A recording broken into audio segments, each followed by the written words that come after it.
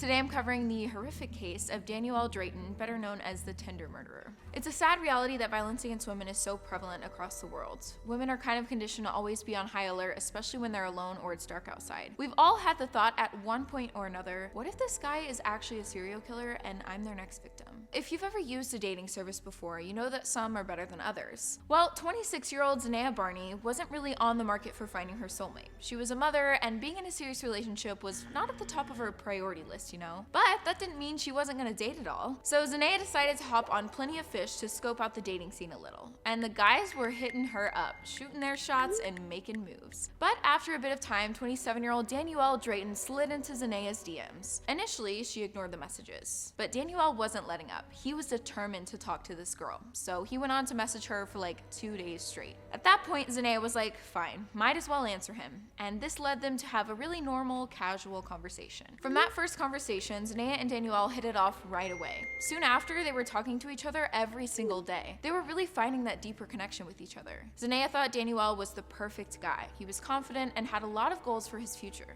This is something that Zynea really admired about him. He had a good head on his shoulders and wasn't throwing up any major red flags. In fact, Zynea was really drawn to the fact that Danielle wasn't like a lot of the other guys she had talked to on these dating apps. I know you know the type. But Danielle wasn't like that with her at all. He didn't ask for photos. He just wanted to have a conversation and get to know the real her.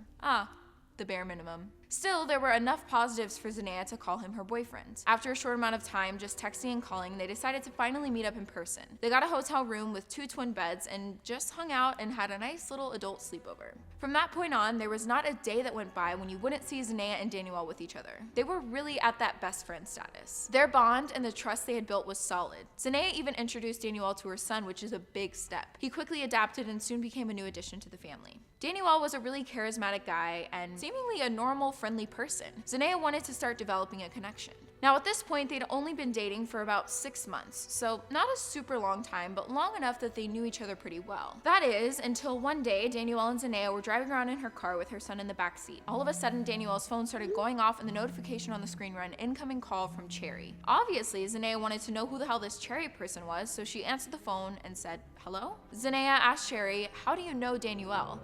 And the woman said, we met on the app.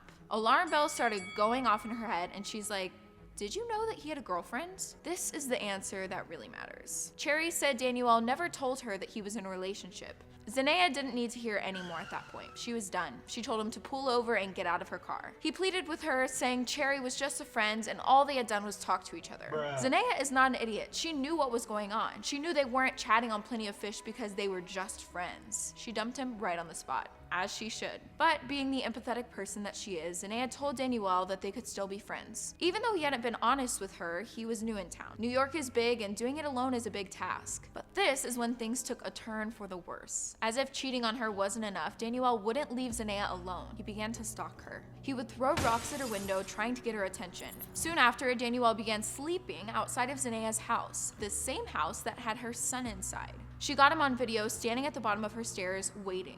He would do this often. He would wait until she would come outside to get him to leave and plead with her to take him back. Bro, take the hint. In the middle of the night, Danielle grabbed a ladder that belonged to Zynea's landlord and placed it up to the window so he could crawl into her home.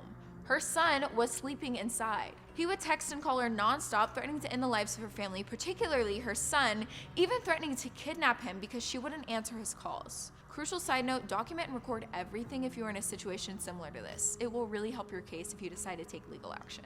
Well, one day, Zynea decided to answer Danielle's call. And before I see any comments being like, why wouldn't she just let it go to voicemail? Why was she conversing with him at all? We weren't there. We don't know everything this woman had to endure.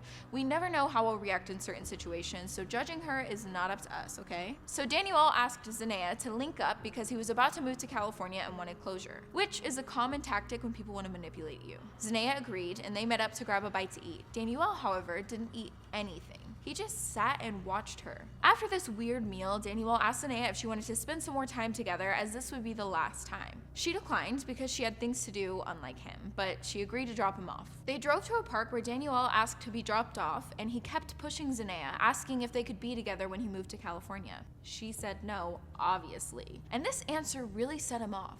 Zynea asked Danielle multiple times to exit the vehicle, but he refused. He couldn't handle the rejection.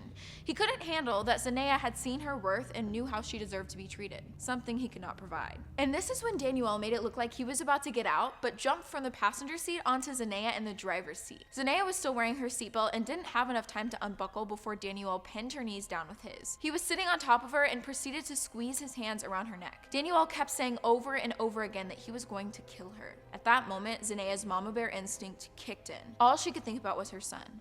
What would he do without his mother? She loved him more than anything, and she was determined to stay alive for her child. Her adrenaline started pumping, and Zynea fought for her life. Somehow, she threw the car in park and whipped the driver's side door open. Daniel tried to grab across Zynea to shut the door, but she fell out of the car and onto the ground before he could. From across the street, 3 workers saw Zynea in distress and immediately ran over to see what was going on. Throughout the attack, Daniel kept lunging at Zynea and even ran to her side of the car. Thankfully, the 3 guys got to her in time and stopped the attack. If they hadn't been there, Zynea probably wouldn't be alive. For the next few days, Daniel called and texted Zynea nonstop. He would flip-flop between begging for her forgiveness and threatening her and her son with physical harm. It was almost like he had multiple personalities arguing back and forth. He couldn't get his story straight. So I'm sure you're thinking that this is a no-brainer. Witnesses saw what happened. She had a huge mark on her throat from where his fingers had dug into her, plus a history of violence. Easy peasy. This guy's going to jail. Sadly, this is not what happened. Daniel was arrested for attempting to murder his girlfriend and ended up being charged with trespassing and strangulation. Even with this incredibly violent attack, the judge decided to grant Daniel's release shortly after. I know. He straight up was like, strangulation?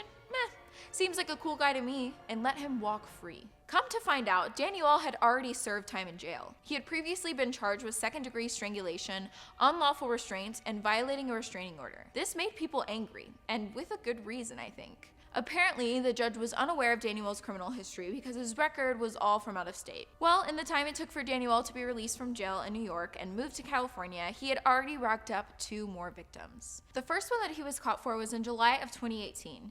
He was apprehended in Los Angeles after holding a woman hostage and refusing to let her leave the hotel after their date. And they met through, you guessed it, Tinder. He attempted to force himself on her and strangle her, but thankfully they got to the woman just in time. She survived and Daniel was taken into custody. This kind of stuff happens all the time. It happens every day.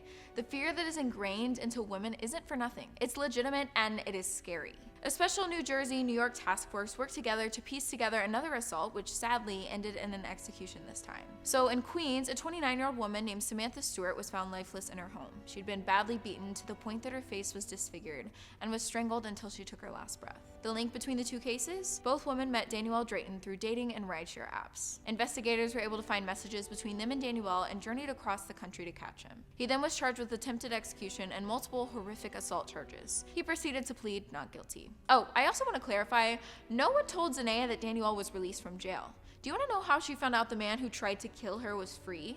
A statement from the NYPD to the public.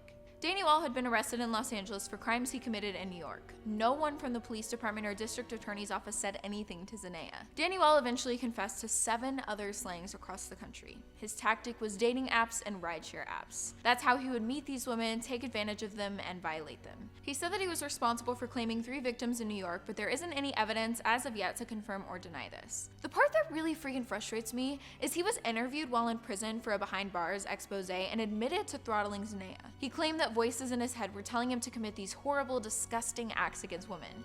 Even still, he believes he was a good person. As for today, the case is still being looked into. Daniel admitted to multiple slayings, which if discovered would place him in the serial killer category. And that, my friends, is the awful case of Daniel Drayton. There is a lot left to discover and unpack, but at the moment, this is all of the information the public has. Leaving a situation can be terrifying, and there are a lot of factors for why someone wouldn't. But there are people out there who'd want to help.